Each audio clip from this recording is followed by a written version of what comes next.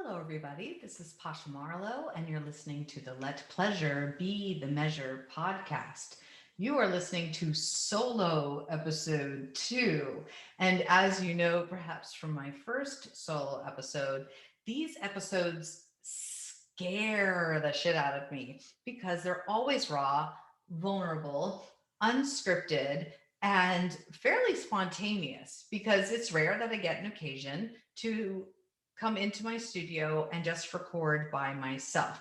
But my son just hopped on Xbox, which means I have a wee bit of time to talk to you all about something that I don't often talk about in front of him. Now, my son and my husband, which is helpful, know that I just wrote the book. My next husband will be a lesbian. It's a good tip to let your husband know if you're going to write a book with him in the title.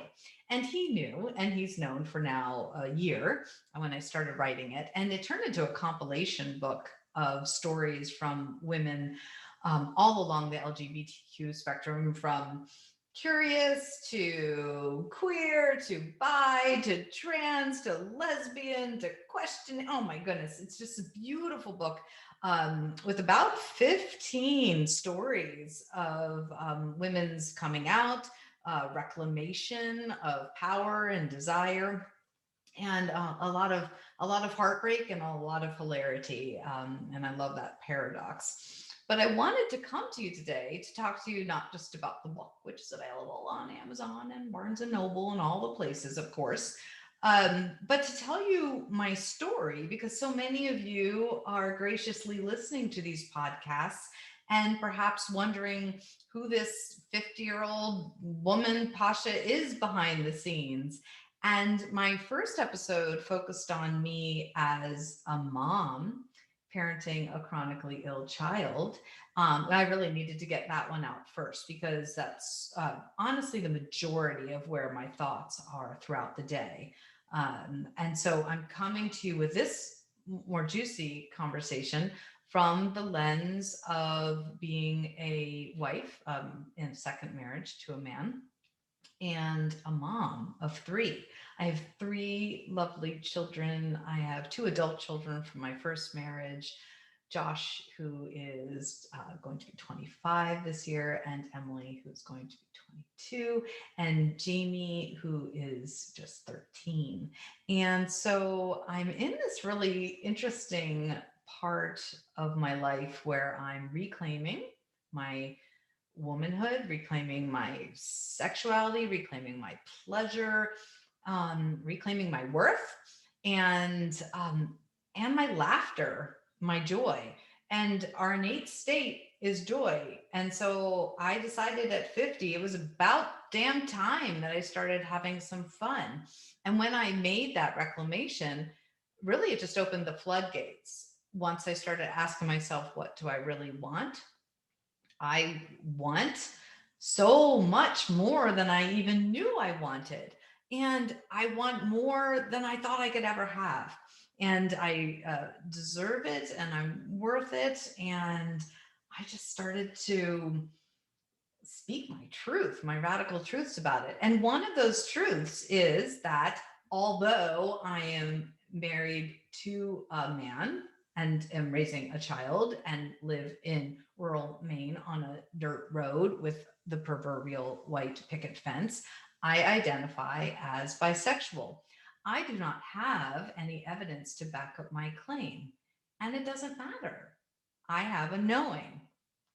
And that's all you need. You don't need to have physical experiences with other people to call yourself however you want to call yourself and identify, including bisexual, including lesbian, including polyamorous. You could have a polyamorous orientation and knowing and have no experience with multiple partners. So I find that quite liberating. And I'm enjoying so many fantastic conversations with my podcast guests about expansion and sex and sexuality and pleasure. And it's just been fascinating. And I love talking to guests all along the LGBTQ spectrum and also in ages.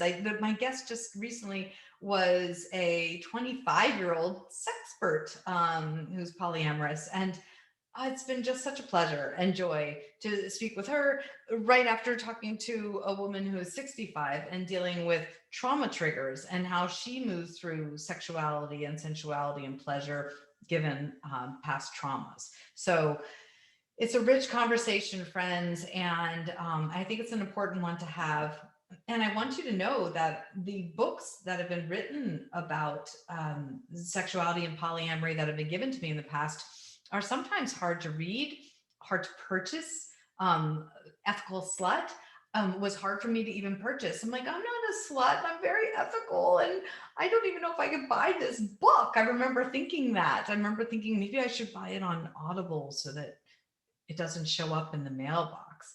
And I wondered that too in writing My Next Husband Will Be a Lesbian, um, which, is not necessarily true, but just one of my many, many thoughts and something apparently a lot of women say. But on the back, it's also saying like, this might be scary just to pick up this book in the bookstore if that's where you are. It might be scary just to even order the book.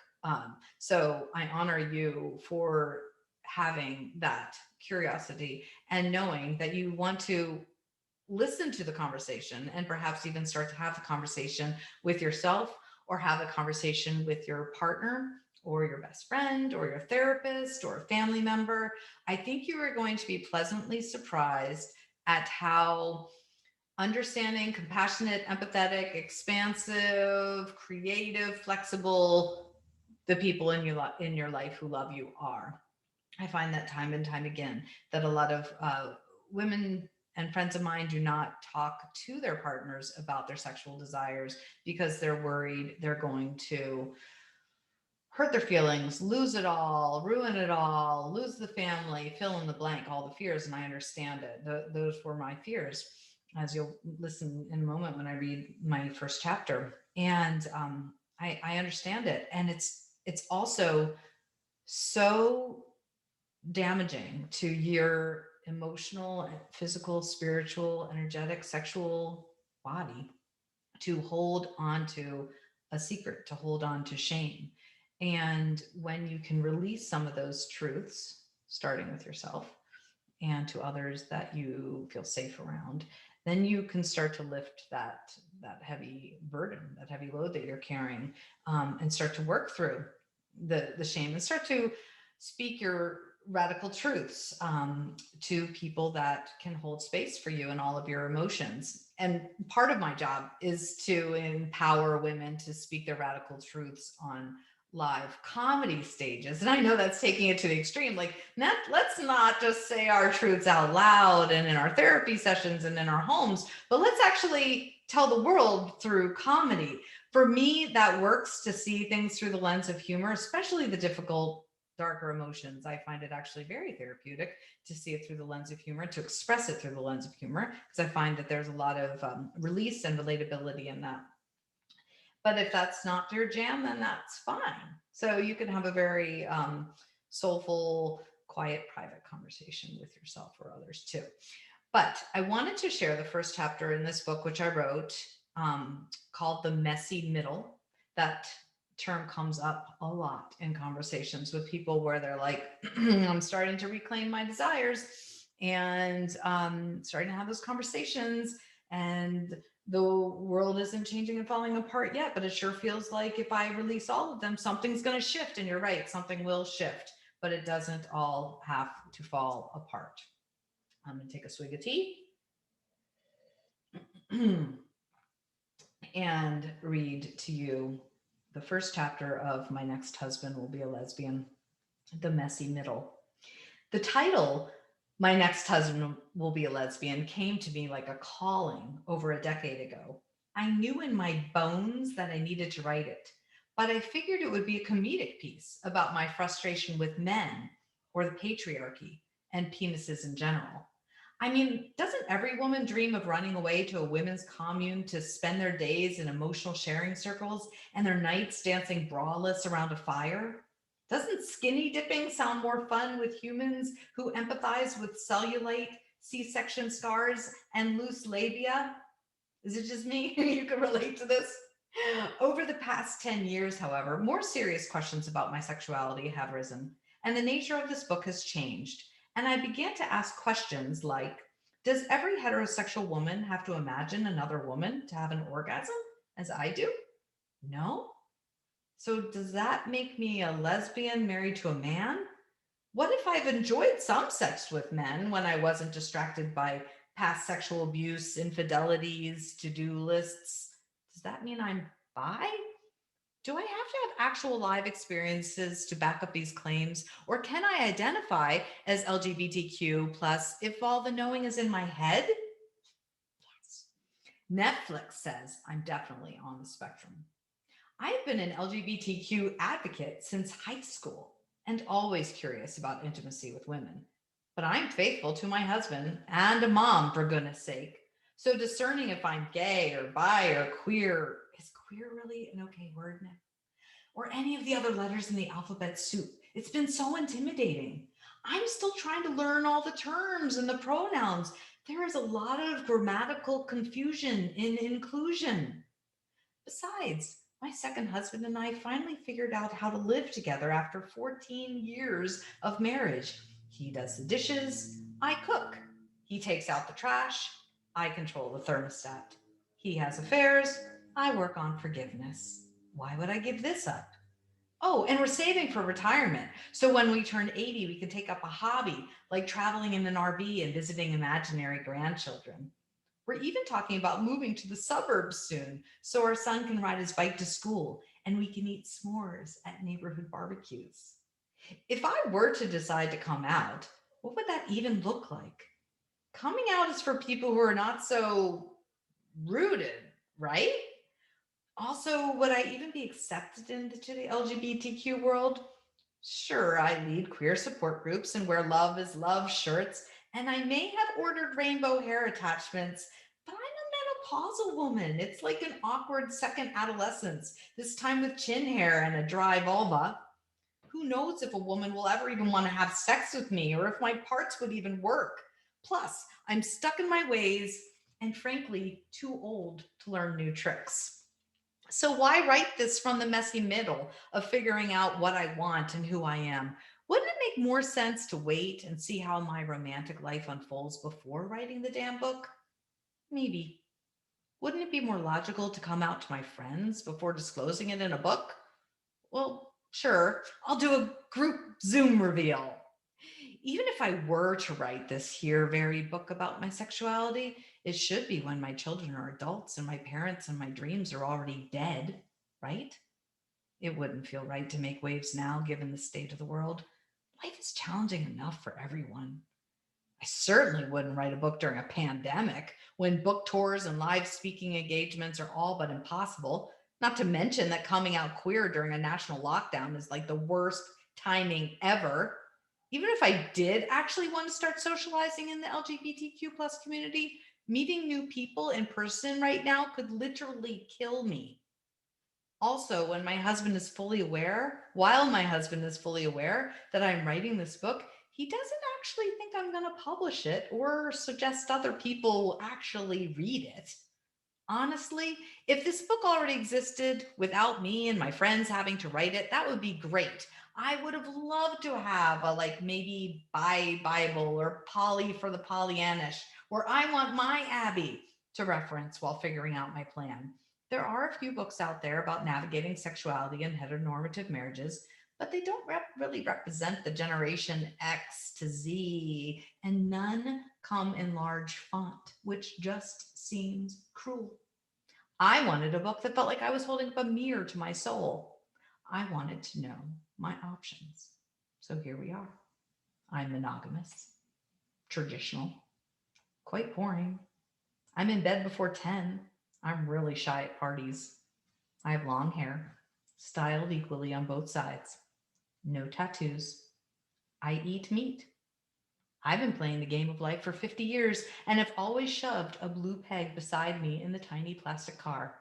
Is there a bench seat option for a pink peg to hang with us up front? Only in trucks, you say? Go figure. I owned a minivan and I liked it. Like the more kids in there, the better. There, I said it. And isn't the polyamorous lifestyle for people who are promiscuous and believe in unicorns? Would that arrangement make me the bottom of the V? And if she is married, are we like now a W? Honestly, some days I don't have time for a shower, much less a second partner. I can't imagine how any of this seems like a good idea. I'm better off just leading support groups and encouraging others to speak their radical truths out loud and on live comedy stages. My good enough life is fine for me, though I would never encourage another woman to settle for a good enough or fine life for herself. So that's odd. I'm my worst client sometimes. What if everything changes in my life after I publish this book?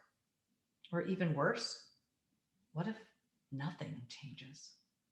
Did I mention I haven't slept well in decades?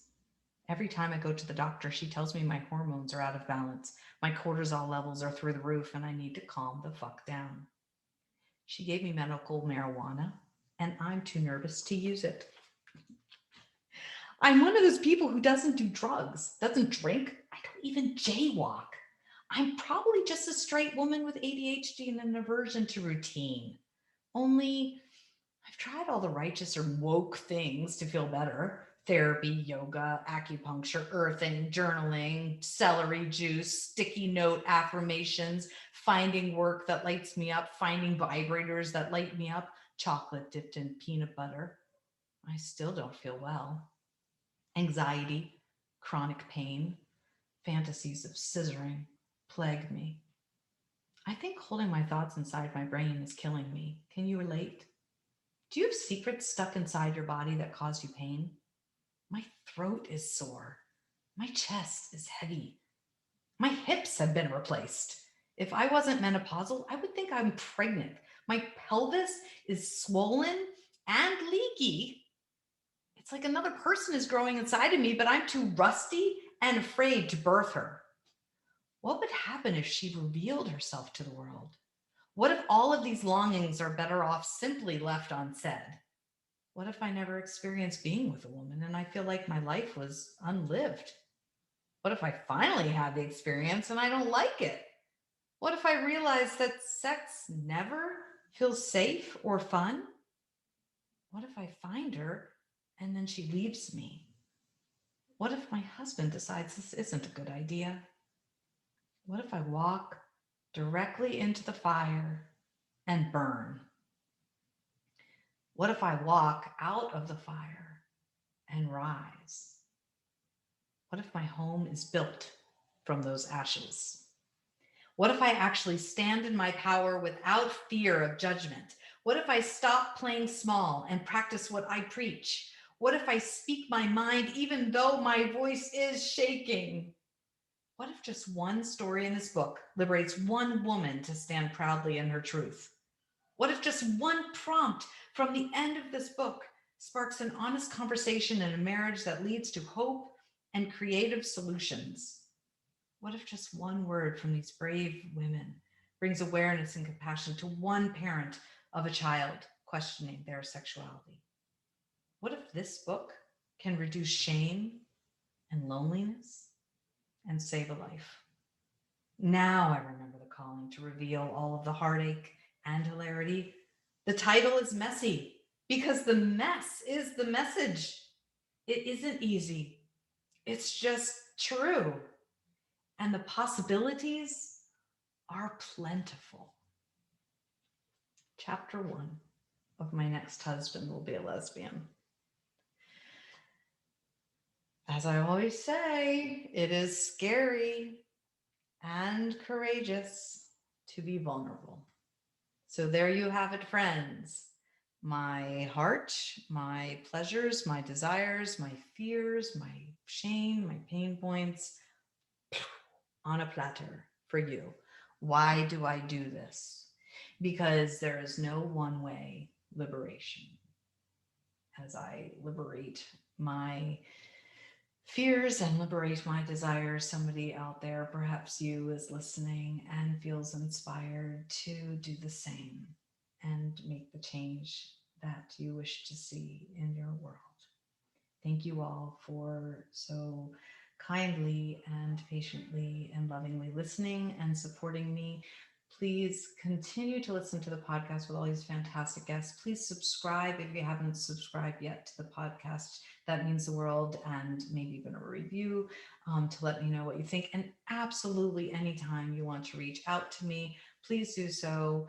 You can go to my website, pashamarlow.com. You can email me at pasha@pashamarlow.com, or find me through Messenger on Instagram, Facebook under Pasha Marlow. I offer individual coaching and group coaching and some fantastic therapeutic comedy programs that will crack you up and crack you open. Such a pleasure being here with you all today.